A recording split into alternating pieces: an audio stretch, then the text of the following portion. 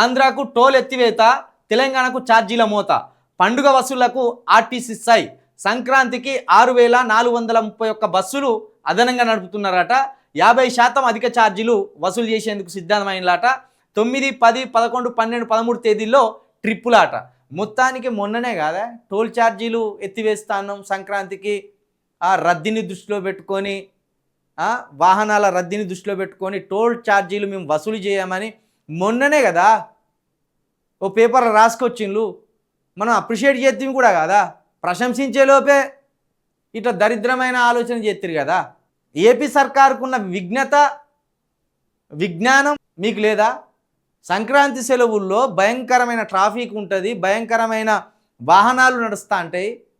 ఆ సమయంలో నువ్వు ప్రజలను పీడించాలని చూస్తానవా? మొత్తానికైతే టోళ్ళు వసూలు చేస్తాను మన దగ్గర. టోల్ ఛార్జీలు సంక్రాంతికి వసూలు చేస్తాను.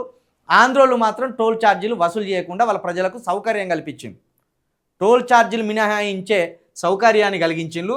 ఇంకా దీనికి తోడు పండుగ పూట అసలే పండుగ, అప్పాలు చేసుకుంటారు, కొత్త బట్టలు కుట్టించుకుంటారు, ఇంటిల్లాదిపాదితోటి బంధువులు కూడా వస్తారు.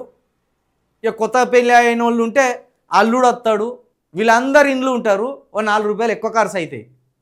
ఇప్పుడు ఆ 4 రూపాయలు వాళ్ళ చేతులు ఉండకుండా టోల్ ఛార్జీలు, ఇంకొక వైపు ఏంటిది అదనపు ఛార్జీలు. 10 రూపాయలు ఉన్న ఛార్జీని పండుగ పూట 20 రూపాయలు పెంచుతారట. 10 రూపాయలు ఉంటే 20 రూపాయలు పెంచుతారట.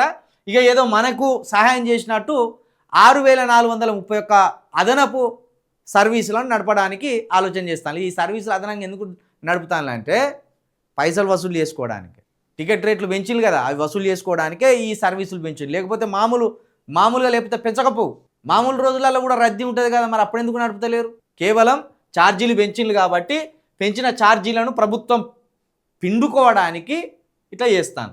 50% అధిక ఛార్జీలు అట. అర్థం చేసుకోరు. 10 రూపాయలు అంటే 20 రూపాయలు, 100 రూపాయలు అంటే 200.